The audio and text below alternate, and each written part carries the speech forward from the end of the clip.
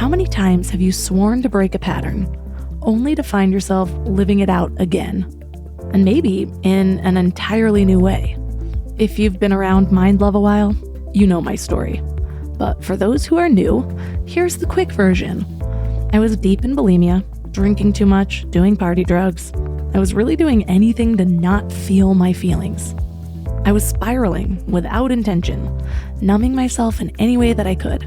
And it all led to rock bottom, a jail cell and a felony charge for crimes that I didn't even commit, thanks to the wrong relationship at the wrong time. Stick around long enough and you'll hear that whole wild story unfold, so you might want to hit subscribe now. Trust me, it's the good kind of binge-worthy. But sitting in that cell, I finally saw what I was doing. I wasn't just hurting myself. I was playing out the same old stories that had been running in my family for generations. And I'm not gonna lie and say that that was my magical turning point. Yeah, I had the realization. Then I forgot about it for a while. I stopped some patterns, I kept others. I stumbled my way through breaking all the addictions. But there was this knowing that kept growing stronger and stronger. And once I saw this truth, I really couldn't unsee it. Quick note, I recorded this episode while I was pregnant earlier this year. Then life took a turn with my second miscarriage of the year. If you want that story, go to episode 369. But I'm pretty sure I mention it in this interview because I recorded it a while ago. So just throwing it out there, I am not currently pregnant as of the recording of this intro. Anyways, back to the point of the episode. Look, my family tree is complicated. My dad's side has seen the kind of trauma that changes lives forever. And my mom's side is a different story, but kind of the same ending. There's this thread of addiction and feeling stuck, and this way of moving through life without ever really knowing your own power. And so there I was, living out both sides of that story without even realizing it. And here's the wild part. We walk around thinking that we're in control of our choices. But what if those big decisions about money and relationships, how much you think you're worth, what if those were actually decided by old family wounds that you don't even remember? Or from the way your 6-year-old self interpreted the world? Let me give you some science to back this up. Research shows that 95% of what we do every single day comes from our subconscious mind. Think about that. While you're over here setting goals and making vision boards, yeah, I've been there too, and I go there often. Your subconscious is running the show based on programs that it picked up years ago, or maybe even lifetimes ago if you believe in that sort of thing. But listen, and this is the part that changed everything for me. These patterns are not permanent. The cycle can stop with you, not through forcing yourself to think positive or trying to white knuckle your way through change. Trust me, I tried all of that. But it's about actually rewiring your brain's response to those old memories. I love my family.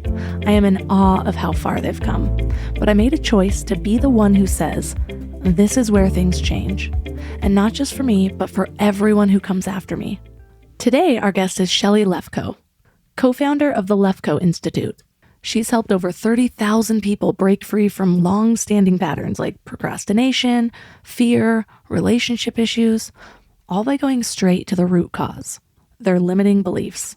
And here's what's wild. She can help eliminate these beliefs in just hours. And I know that sounds too good to be true, but her work has been validated by independent research from the University of Arizona and published in peer-reviewed journals. So here's what we'll learn today. The crucial difference between beliefs and patterns, and why most people get stuck working on the wrong one. How to eliminate limiting beliefs in hours instead of years, validated by research. And the surprising truth about how childhood experiences create your adult survival strategies, and how to finally break free from them. Before we go deep today, I want to give you a little gift, and I want to give it to you every single day. It's called the Morning Mind Love. I know how life can be. You're all fired up after an inspiring episode, and then a new day or a new challenge comes at you, and it's just hard to keep up that energy. Well, the Morning Mind Love is kind of like an oracle from your higher self to help you start each day with a positive focus. Plus, when you sign up, you get 2 free gifts, a 30-minute binaural meditation and 30 days of journaling prompts to help you remember who you truly are. And it's all completely free. So join over 9,000 people and go to mindlove.com to sign up or text the word morning to 33777. Beliefs are formed in the past. Meaning is formed in the moment. The meaning you give events often come from our beliefs. All of your emotions come from the meaning you give events. And if you just get the meaning is in your mind, it's not in the event, the emotion will go away. Then you can handle it, don't handle it, do something, don't do something. That's up to you, but you're not operating out of an upset. Ultimately, you want to eliminate the beliefs because the beliefs are causing you to keep giving that meaning. Turn up your frequency with Mind Love. Bite-sized brain hacks for seekers, dreamers, and doers. It's time to give your mind a little love with your host, Melissa Monti.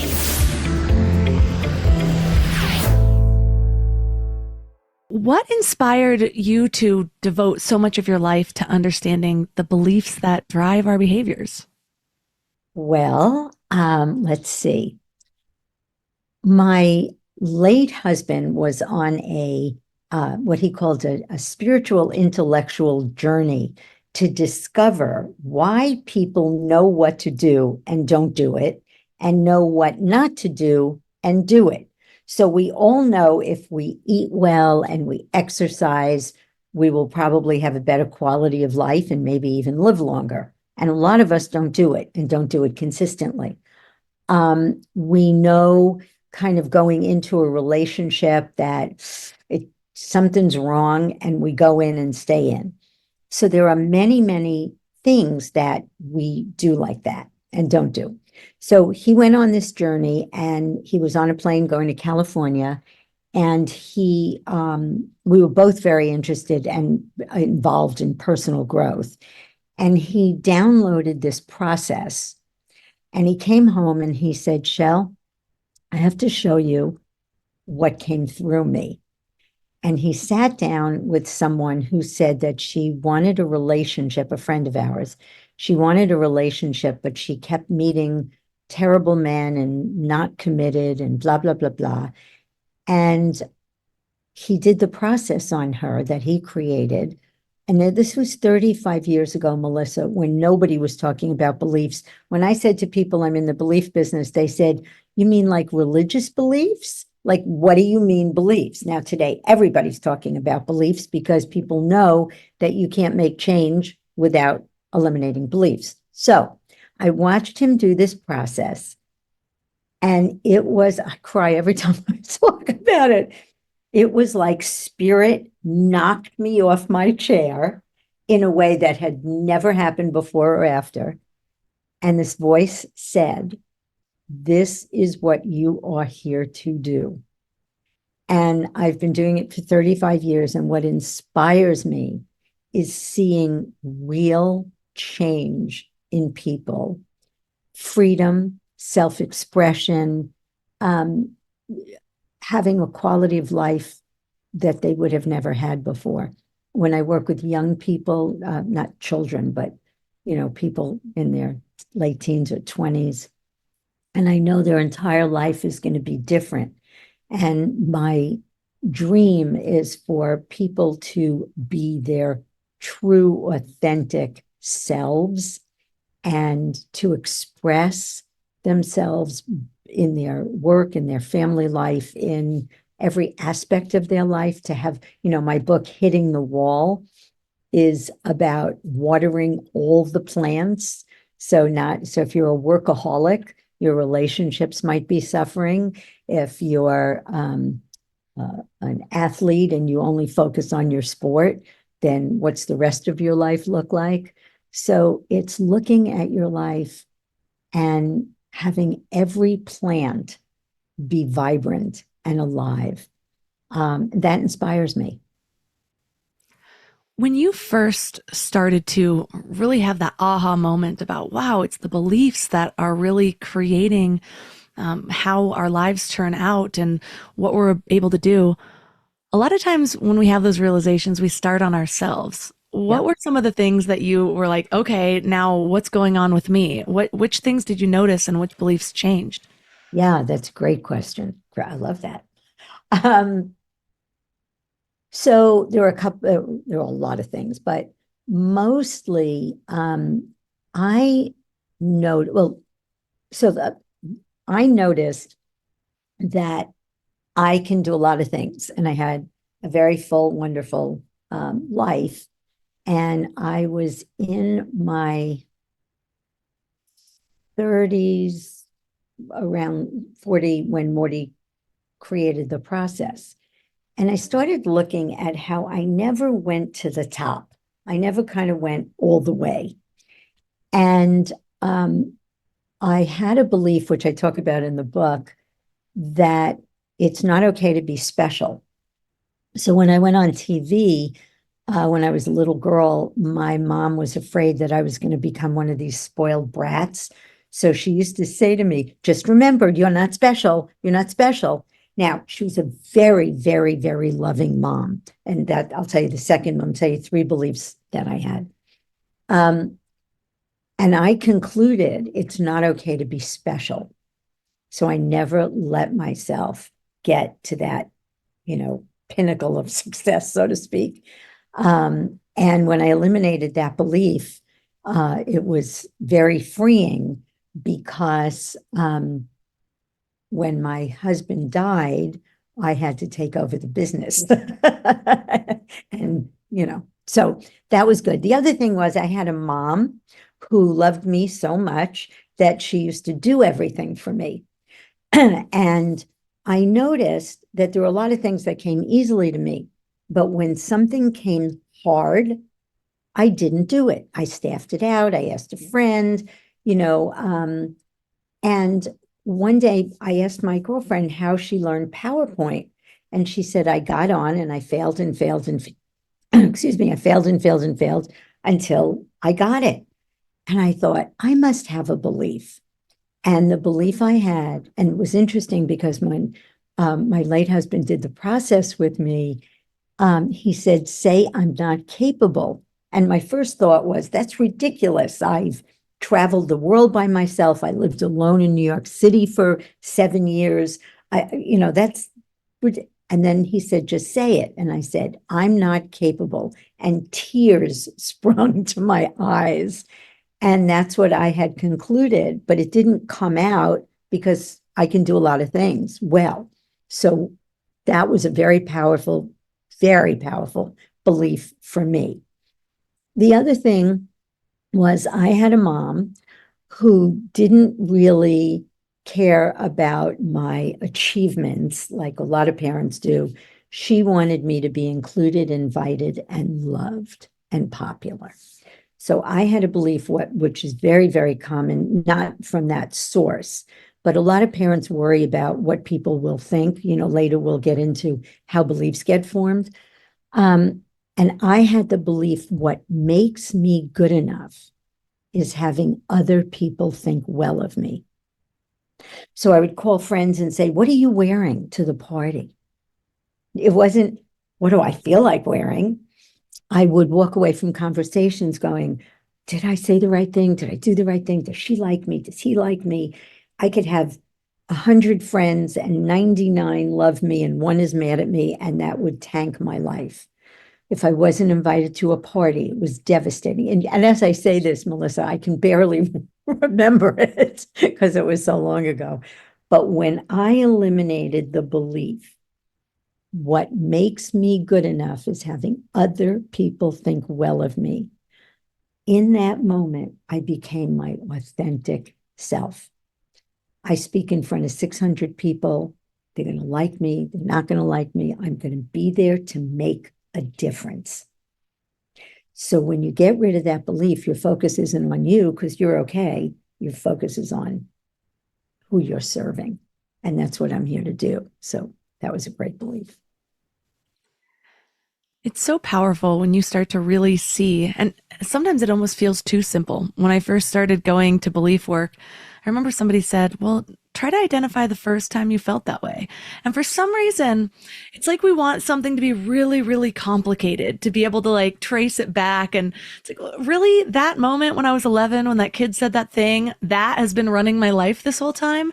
Yeah. And I decided to just trust that that was the origin and kind of work through it and rewire. And the changes I found in short periods of time, sometimes even just with the awareness, because then I can stop it in its tracks, is just really, really profound. But what I find difficult is the initial process of figuring out which limiting beliefs even exist. Like those things start going so much into the background or just becoming so much of our usual and just the way things are for us. And so it's not popping out as out of the ordinary. How do you recommend that people start to identify which are their most damaging limiting beliefs to begin working on?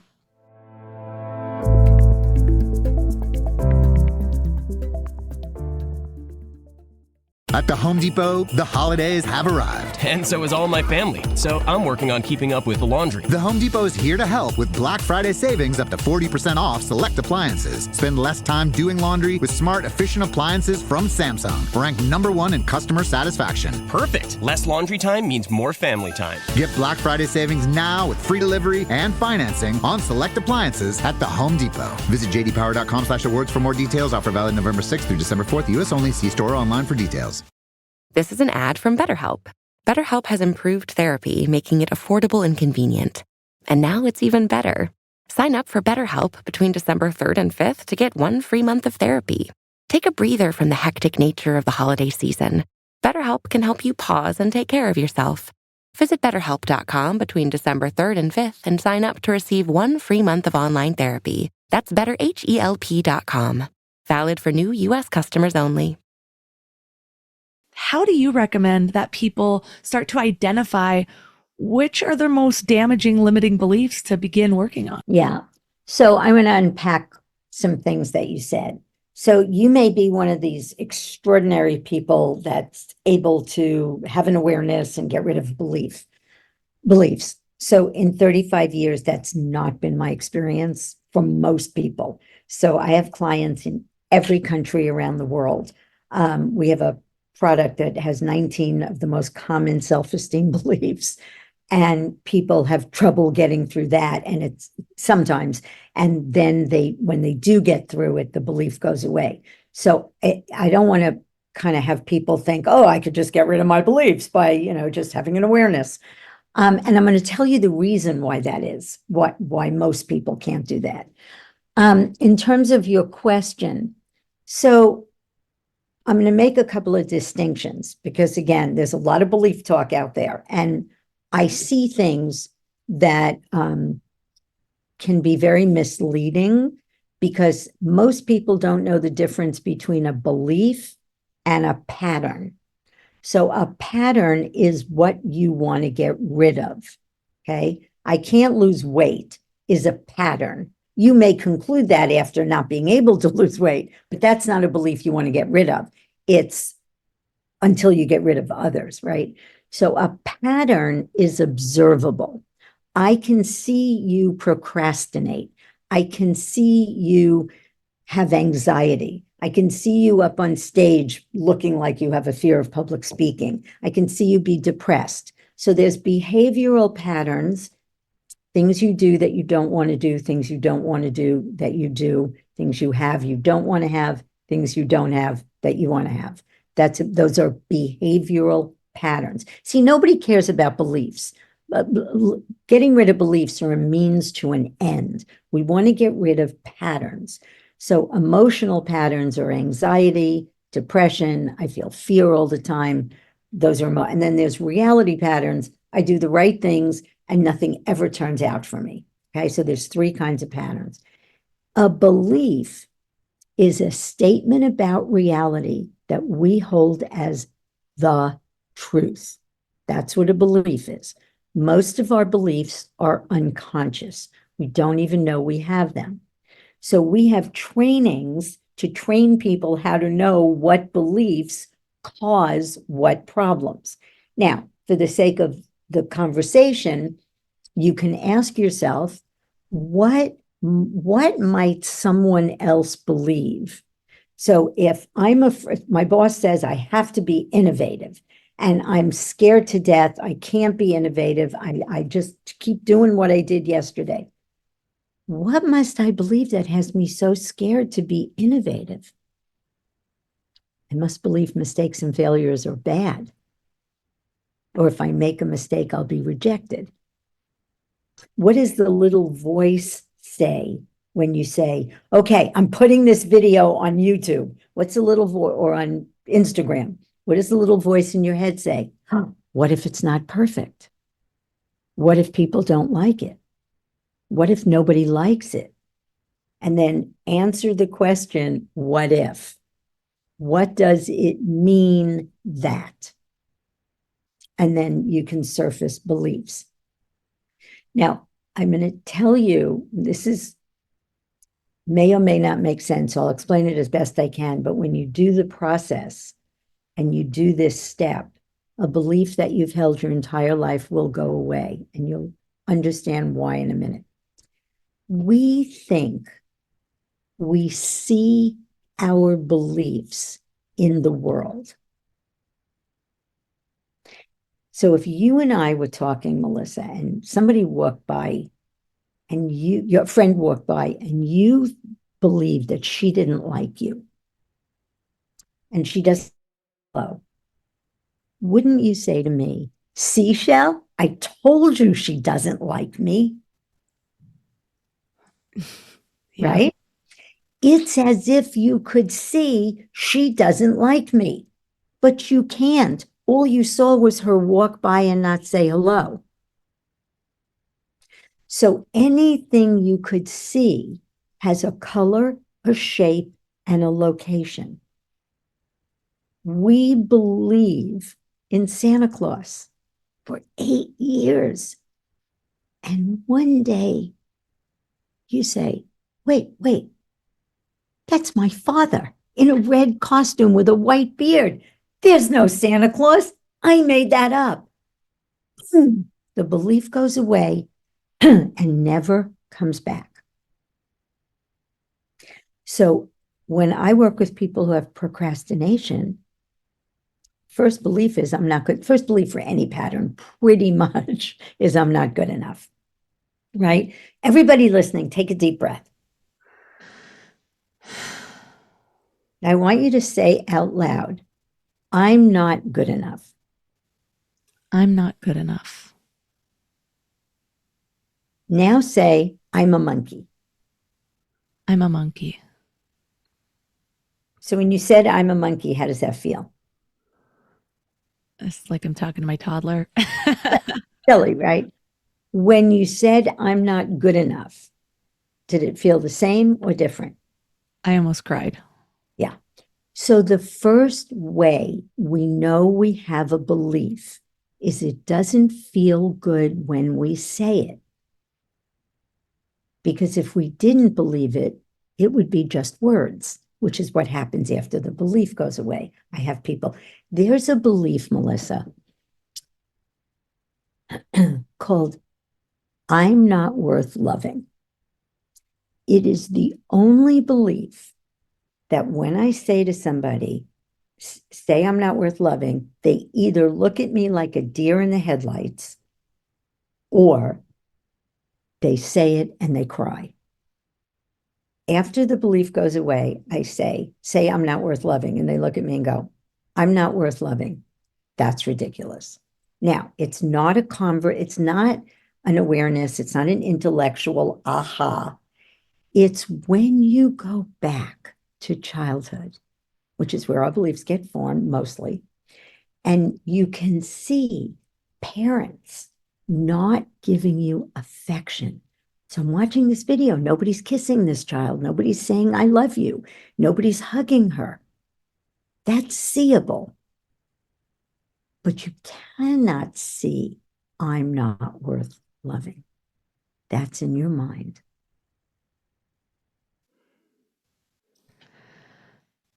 I was scanning through some of the beliefs that I've worked through, and you're right, where most of them are things that I still have to be on top of today. I haven't cleared.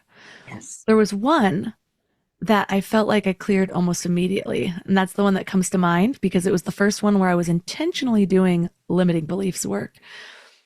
And it was around ADHD. I've always had ADHD, but I've always been an overachiever. I liked learning. I was very competitive. So I didn't have a lot of the negative effects of school. I could just easily ace all my stuff, but I would be doing my homework in class and not paying attention. Like I just had a different pattern of distraction.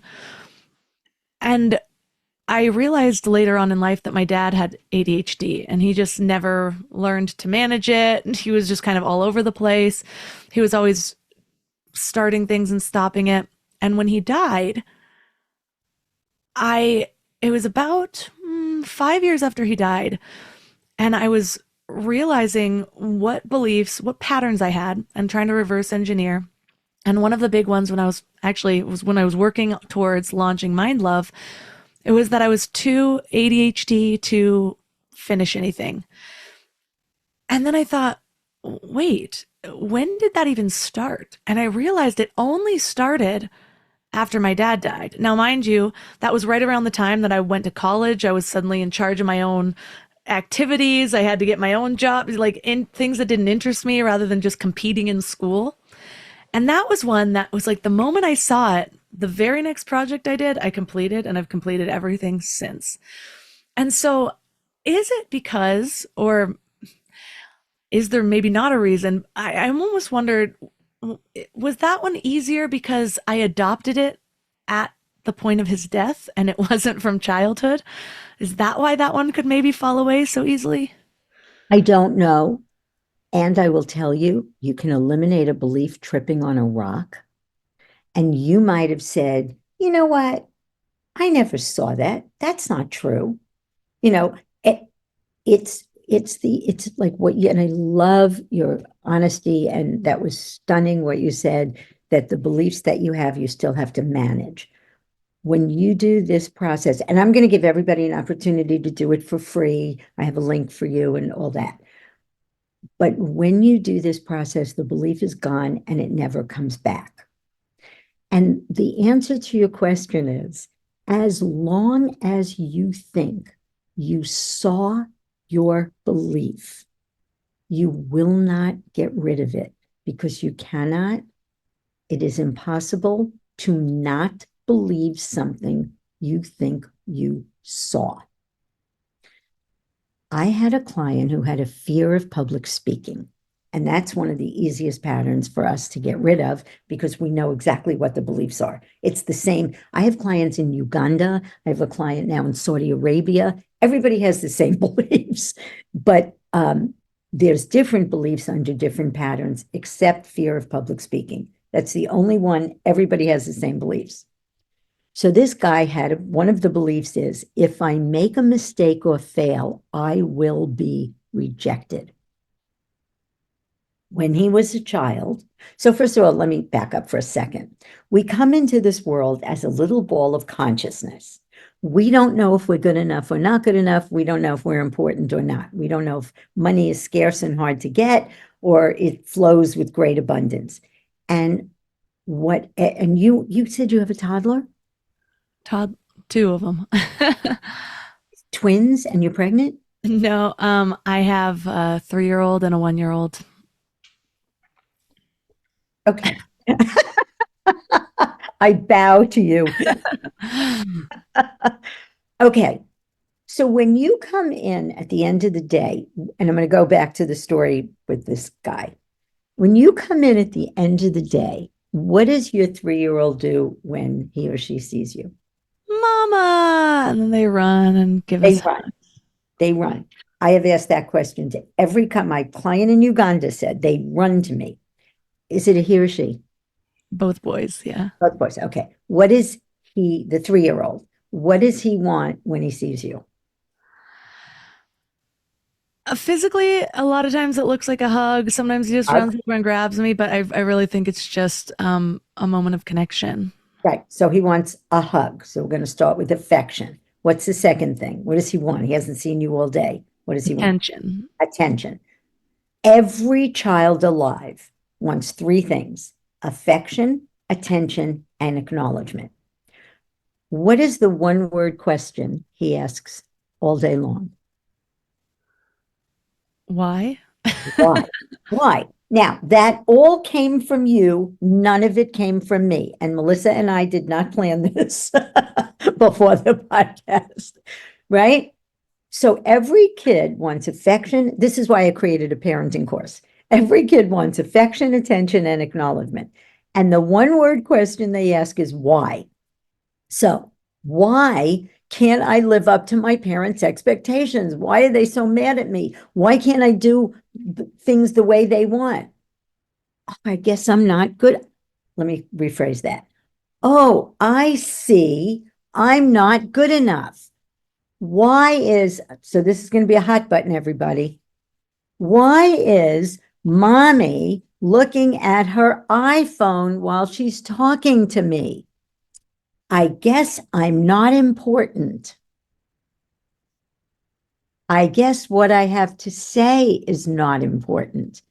And because they think they're seeing that, they're not seeing you on your iPhone, they're seeing I'm not important, that belief gets locked in. Okay. So my parents are struggling with money. Oh, I guess money is scarce and hard to get. My father works hard. He's never home. He's always working. Well, I guess you have to work hard to be successful. And now you got people who have passive income like me, who makes money in my sleep, and you do not have to work hard to be successful. That's not true. But a lot of people have that belief, and no amount of evidence gets rid of our beliefs. And I'll tell you a great story about that. So here's this guy, and every time he, quote unquote, makes a mistake or fails to do what his father wants, his father stops talking to him for days. So he concludes, if I make a mistake or fail, I will be rejected.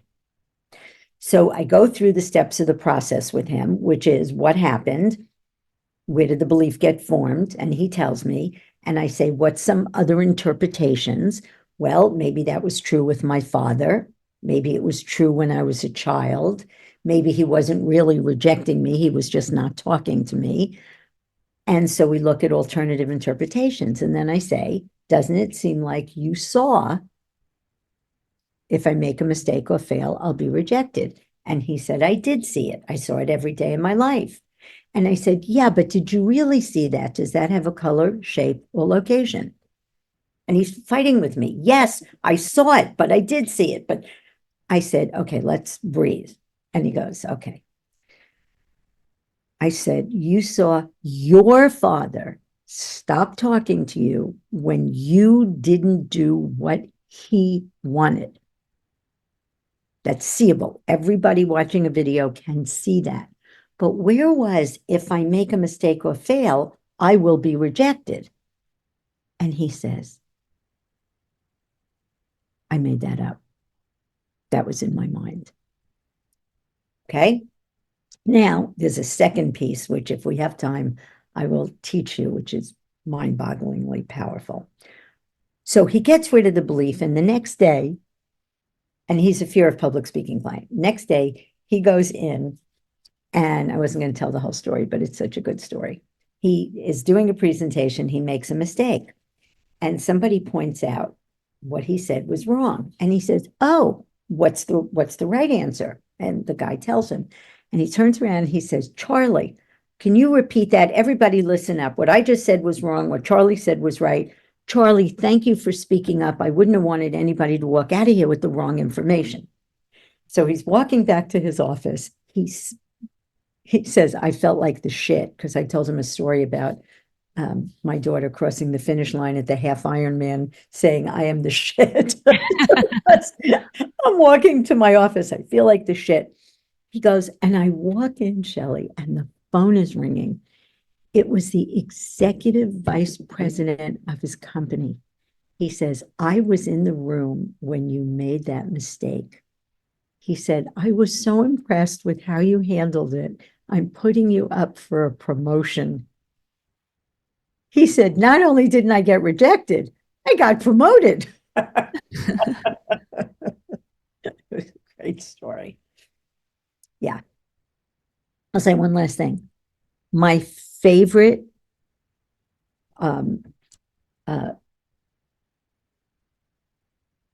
my favorite people to work with are sexual abuse victims. Because when you go back to I'm powerless, I'm damaged goods, I'm not good enough, no one would want me, all those beliefs can be eliminated. And there's a step in the process. Whoops. Sorry. I cry on the podcast all the time. It's Oh, good. Oh my God. Oh my God. I got so scared. I mean, not every episode, but when it gets me like some of those words and calls to my demographic, and I know a lot of people in the audience, most women I know, you can just feel it, and I don't know how to do a good podcast interview without opening my heart and just being in the moment. So I allow the tears when they come. And that's why you're in the top percent of podcasters, because you are awesome. So thank you. I just had this thought. I want to come back on and take everybody through the process, including you, of course.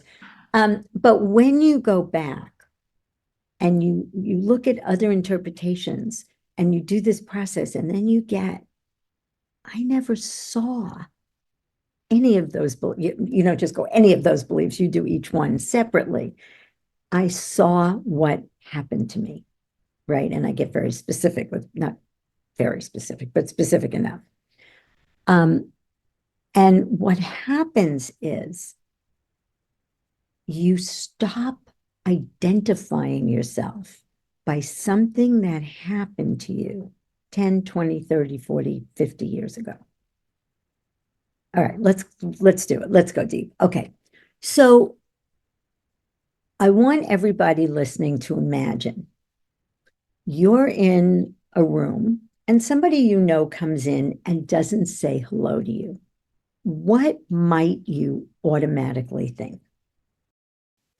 That they are mad at me, that they don't like me. Right. I usually think mad, like did I do something? And I start scanning all my behaviors. Great. So everybody listening said different things. So some of you said, they're mad at me. They don't like me. They're rude. Somebody might say, they're distracted. Something's up with them. Something's up, whatever you just said, they're rude, is meaning. Where did that meaning, Melissa, that they don't like me or they're mad at me, where did that meaning come from? Both my parents, Nope. the silent treatment. No, that's Nope. what I would assume. Where did it come from? Oh, I created the meaning. Good. From where? Past experience? No, Still Nope. no. Okay. not no, but that's not where meaning comes from. So it's not that what you said is inaccurate. It's just not where meaning comes from. So meaning, where's the thought? They My don't like me. Right, exactly. All meaning comes from your brain, your mind. Okay? So this is going to get very provocative, everybody. If meaning is in your mind, do events have inherent meaning? No. No. Events do not have inherent meaning. Right. I can somehow teach that, yet when it comes to my own beliefs, Awesome. I'm like, oh, it's them. It came from them. Awesome. So I'm going to let me make a quick distinction. Beliefs are formed in the past. Meaning is formed in the moment. Okay, you with me? Beliefs are formed in the past. Meaning is formed in the moment. The meaning you give events often come from our beliefs. So if you believe people can't be trusted and you see somebody talking to your friend, you might go, you'll give it the meaning, oh, they're talking about me, right? Yeah. If a dog is coming at you and you believe dogs are dangerous, you're going to give it the meaning that dog's going to bite me, right? Yes. So now here's what I want you, because this is a takeaway, right? Beliefs, you have to either do natural confidence or see me or go see whoever, but this is a takeaway.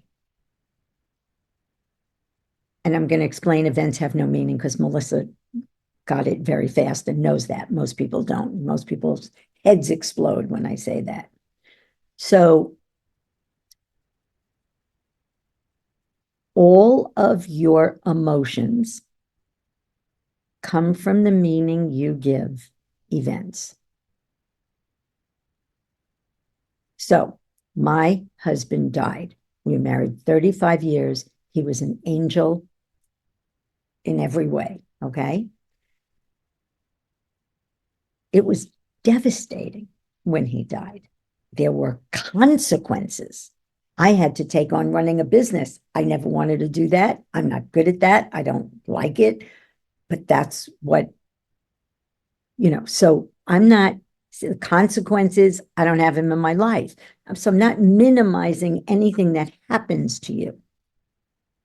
But the fact that he died has no meaning. So it's not that it doesn't matter. It's not that it's not a big deal. Here's another way of saying it. We don't know anything for sure because something happens. So grieving is healthy, and I grieved. But when I didn't want to get out of bed, that's not healthy. So I said, what happened? Now, here's the technique I'm going to teach you. What happened? My husband died. What meaning did I give it? I'm going to starve to death. I don't know how to run a business. He ran the business. I was the people person, right? What else could it mean? You come up with one other possible alternative interpretation. It could mean I'm going to learn and I'm going to step up, right? Which I did, and I have a thriving business. It's a miracle, but it is. But the fact that he died has no meaning. It doesn't tell. I don't know anything because he died. He just did. Next day, what happened? My husband died. What meaning did you give it that has you not want to get out of bed? I'm going to be alone for the rest of my life. Well, it could mean that. And it could mean you got a whole second act, right? I mean, I took on pickleball. I play every day. I'm out. I have a very full life. I haven't met my next person yet, but that's in the works. But I may have a whole second act, right? But again, we don't know anything for sure because he died. So anytime you have a negative emotion, stop. I'm going to give you two ways to do it. Stop and ask yourself, what happened? What meaning did I give the events? Come up with one other possible meaning. I didn't get a raise. I'm never going to get a raise. Well, maybe, and maybe you will. Maybe you have to work for another company, or maybe they'll give it to you next quarter. I'm dating somebody and he didn't call. Oh, he didn't text. That's the best one. He didn't text.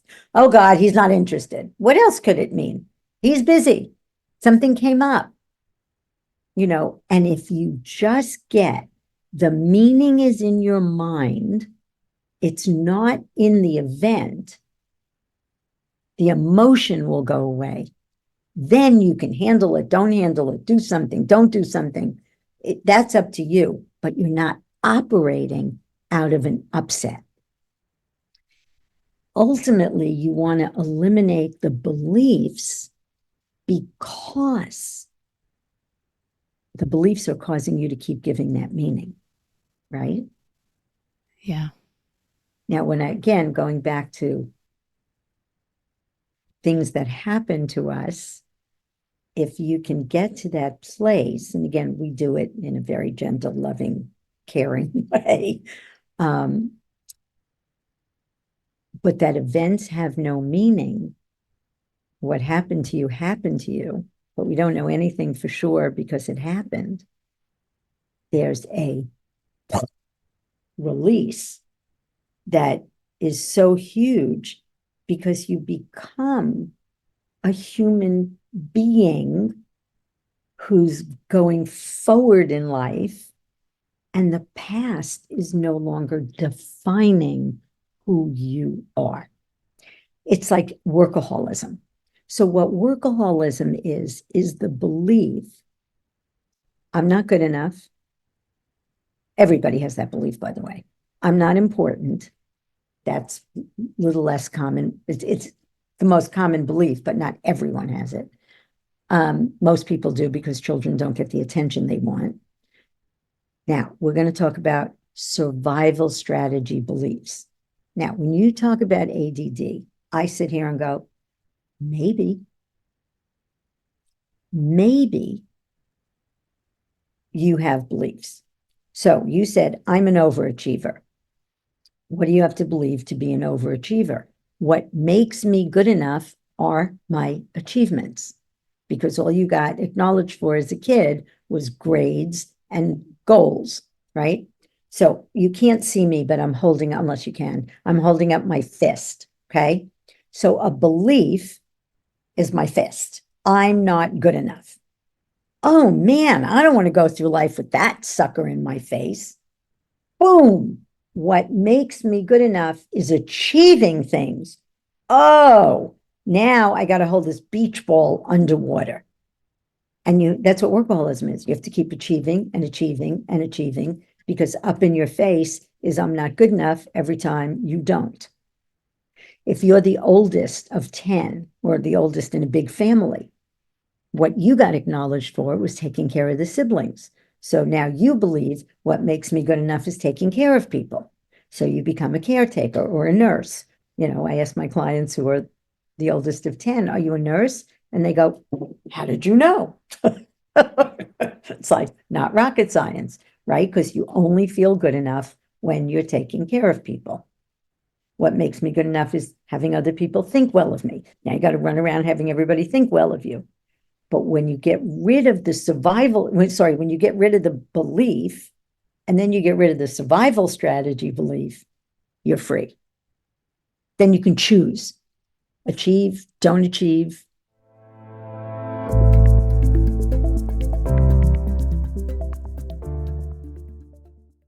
Shop Blinds.com Cyber Monday sales event now for some of the best deals of the season. A Blinds.com design expert can help you make the perfect selection on your schedule. We can handle everything from measure to your whole home installed for one low cost.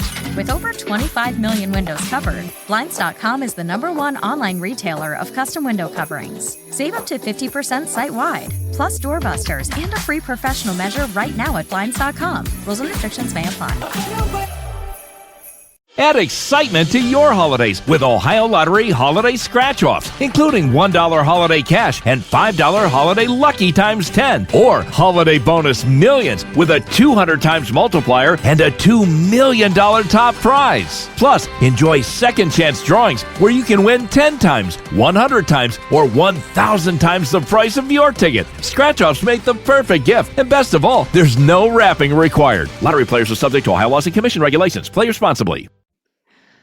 I find this freeing because so often in the personal development field, I come across people that are in this sort of middle ground of feeling like they've made a lot of progress, but because they've tracked it back to certain things that happened in their childhood, it's hard not to have resentment for their caretakers in some way. And the emphasis that, or I should say, reminding people that it's not about that event. That was their own parents coping. It's actually about how you were interpreting that event. And that interpretation is subjective and could have nothing to do with the individual act of the parent. And I think that's just so important because, like I said, I went through a long period of time where I'm like, I mean, I know my parents were very loving, but I also know they didn't have a lot of tools. There wasn't the internet. They're not even, I mean, my dad was, but they're not really the kind of people to sit there and be like, well, let me figure out what's holding me back, you know? And so I am both grateful to myself, but also spent a lot of time in why did you have to start me at such a baseline? Like, why couldn't you jumpstart a little bit? Why couldn't you have worked on this? And that is hard to get over. I think it's a period where people end up losing respect for their caretakers, even if they do end up forgiving.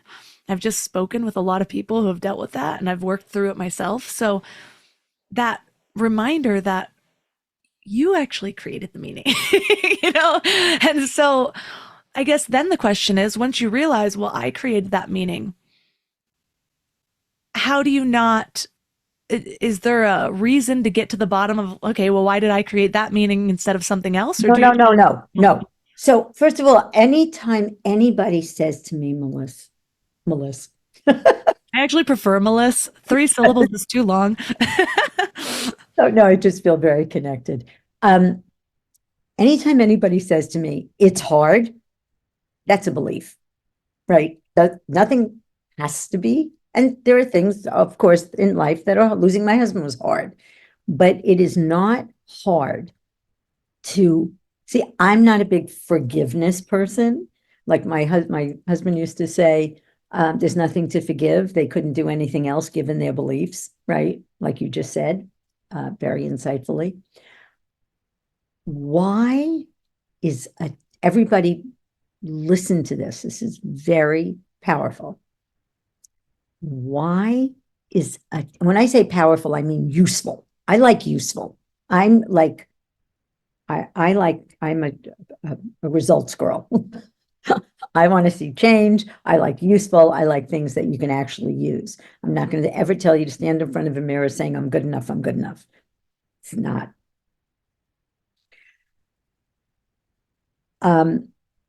Why is meaning? Meaning is made up. Even if you knew why, it's not usually powerful. So people sit in therapy and they go, I was molested as a kid. Oh, that's why I have sexual dysfunction. That makes so much sense. Now what? So we don't know why, and if we did, it wouldn't make a difference. A way more powerful question, and if you write this in little places in your underwear drawer, it will be very life-changing, I promise. What? What happened? What can I do about it? What might I believe? Where did that belief come from? How can I get rid of it? So what is a powerful question? Where, when, how, but not why. Okay? So when you look at, and I'll tell you 2 things, and trust me on this one, no matter what anybody else has told you in the past, okay? Underlying fear and resentment, I'm sorry, underlying anger first. Underlying anger, resentment is mild anger. Underlying anger is always powerlessness. Because if you could do something about something, you would do it. You wouldn't feel angry, you would just do it. We get angry because we feel powerless. So if you feel resentment, you feel powerless. And when you get rid of the belief I'm powerless, then you take a stand, like I did with my dad, and I'll tell you in a minute, and you can be efficacious. You can affect change, okay? When you're resentful and angry, that limits you, it cripples you, right? So underlying anger is powerlessness. Underlying fear is a real or imagined threat to your survival, period. So if anybody tells you anger's under fear or this is under fear, it's nonsense. And why I say that is when somebody has a gun pointed at you, you feel fear. There's a real or imagined threat to your survival. If they take the bullets out and you see it's a water gun, the fear goes away. So when the threat to survival goes away, the fear goes away. Okay. So when you asked me, how do you find beliefs? You have a fear of public speaking. I once asked my daughter, would you have a fear of public speaking? And she said, what? And I said, if there were 1,000 people in the room, would you feel fear? And she said, will they have weapons? Talking to people doesn't cause fear. There's no threat to your survival. But the beliefs, I'm not good enough. What I have to say is not important. What makes me good enough is having other people think well of me. We also work on emotions, fear of criticism and judgment, fear of not living up to an expectation, and fear of rejection. That's what you fear, not public speaking.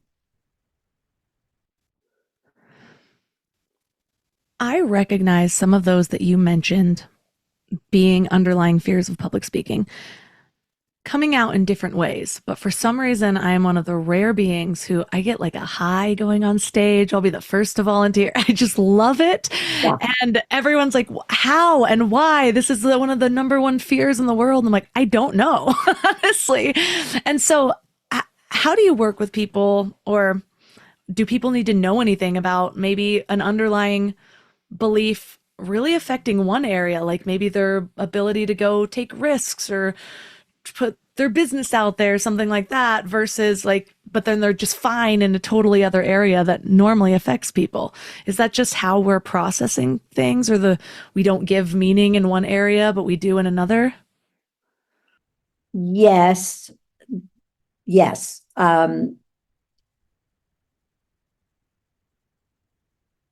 The thing that will supersede a belief, because you can't live inconsistent with your beliefs ever. You can do it for a while, but eventually they're going to get you, right? If you believe water's boiling, you're not going to put your hand in it. Our behavior is consistent with our beliefs. If you believe the balcony is going to crumble, you're not going to stand on it, right? So if you feel very confident in a certain area and you just know that's your dharma, that's your gift, your beliefs may not rear and probably won't rear their ugly head unless a younger person comes in or your job looks threatened in some way. If you, I think that's what I want to say. That if you feel very confident in a certain area, your beliefs may not impact you. But in the area where you don't, that's where they're going to rear their little ugly heads. And that makes sense. And there's so much to work with, even just starting at identifying your patterns and then figuring out like, what meaning did I give this? So I'd love for you to just recap your process a little bit for the people who want to do a little bit of self-work. Yeah. So I'm going to give you a link, and it's eliminatebeliefs.com. And you can go and you can get rid of one of 3 beliefs, the most common beliefs people have. And it will take, I will do that. And when you go through it, it will take you through every step and you can eliminate a belief. I want to say one last thing before we end. It's the watering all the plants. So when you look at your life, and I love what you just said, Melissa, you look at your relationships and you go, are they vibrant? Do I have a vibrant sex life? I talk to people all the time who aren't having sex. And I go, what? Like, there's no side effects. It feels really good. It's a really good connection. You know, it's like, it's everything good. Like, why did, not why. What do you believe that has you not? So you look at your relationships and go, are my relationships deep and trusting and loving and vibrant? And then you look at your, recreational life. Am I doing things that I love? Am I dancing? Am I playing pickleball? Am I out there, doing whatever it is that I love doing. And then you look at your children. Am I being a conscious parent? Are my children happy and vibrant? And do they feel safe to be themselves? And then you look at your relationships, you look at money, is my money life vibrant and healthy? Do I feel fear around money? Do I feel tight around money? Right? When you look at these areas, it's not one belief. People think, oh, what's the belief that I have that makes me procrastinate? Very common pattern. It's not. So in Natural Confidence program, which is very inexpensive, we make it very affordable for people, who can't work with me or do our work. It is a fabulous program, and it takes you through 19 of the most common self-esteem beliefs that people have, right? I'm not good enough. I'm not important. I'm not worthy. I don't matter. Mistakes and failures are bad. If I make a mistake, I'll be rejected. All those self-esteem beliefs you can do using this product, and it takes you through in a video, okay? People need more hand-holding than that. That's not the way to go, right? So what is the pattern, right? What do I want to change? What belief must I have? And then you say, what happened? Where did I first discover, not feel that way? You can say that, but where did I discover that? You weren't born with that belief. How do you know it's true? What's your earliest memories where you saw the belief? Then what are some other interpretations, right? So my parents criticized me all the time. Could mean I'm not good enough. Also could mean my parents were critical people. It could be that they thought I was so good that they thought I can do anything, and they were just shitty teachers. They didn't have parenting skills, like you said. They didn't know how to empower me, right? Maybe I wasn't good enough as a kid. Doesn't mean I'll never be good enough. Maybe I was good enough and I couldn't write well, or I couldn't score goals, but that doesn't mean I'm not good enough. Next. So if there are other valid interpretations, is what you said the truth or just one interpretation? It's just one interpretation. But doesn't it seem like you saw I'm not good enough? I did see it. Does I'm not good enough have a color, shape, and location? No. What did you see? I saw my parents criticize me. I saw not scoring goals. I saw not getting A's. Good. Where was I'm not good enough? That was in my mind. I made it up. Now, what does it really mean that you didn't score goals, didn't get A's, got criticized by your parents? Nothing. But doesn't it seem like those events made you feel not good enough? Yes. Can events that have no meaning make you feel anything? No. If an event has no meaning, it can't make you feel anything, right? You're walking down the street, a man walks past you, you give it no meaning, you don't feel anything. You give it the meaning, he's dangerous, you'll feel fear. You give it the meaning, he'll protect me, you'll feel safe. So events that have no meaning can't make you feel anything. So what made you feel not good enough? The meaning I gave the events. Now, close your eyes. Imagine Auntie Shelly is here. We have this conversation. You're good enough. Your parents have unrealistic expectations. And you go, oh, my parents have unrealistic expectations. They think children shouldn't spill, drop, or break things. They think children should get straight A's, even though they don't excel at everything. Oh. Imagine giving the same events that meaning. And as you imagine it, do you still feel not good enough? No. And if you didn't feel it then, would you feel it now? No. Take a deep breath, say the belief out loud, and it should be gone. And if it's not gone, go back to, did you ever see it? And remember, you can see your mother, your father, doing, not doing, saying, not. I don't care if your parents said every day of your life, you're not good enough. You can see them say it, but you can't see that it's true. I can feel that this is going to help just so many people in, reverse engineering some of the crap that we put ourselves through every single day over and over again, just reliving this random thing that we made up, whether we want to believe that or not. So for listeners that are loving this as much as I am and want to learn more about you, some of the courses that you mentioned, and also your book, where's the best place for them to connect? Okay, so you can either go to eliminatebeliefs.com and eliminate a belief for free. You can go to Lefkoe, L-E-F as in Frank, K-O-E, institute.com, and you can find out about, you can have a free strategy session and find out what it's about to actually work with me, if that interests you. And yeah, that's it. And you could read Hitting the Wall, my book.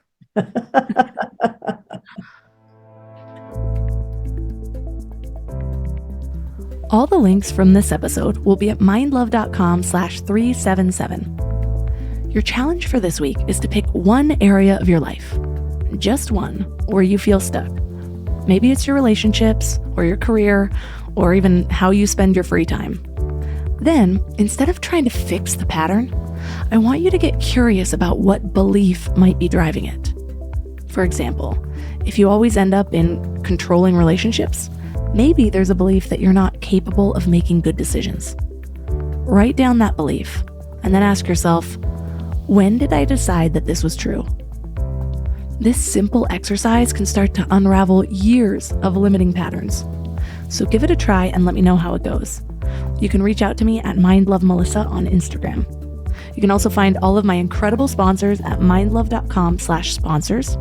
And speaking of transformation, I have something really, really special coming up that's going to bring super valuable insights that are usually reserved for my intimate coaching relationships.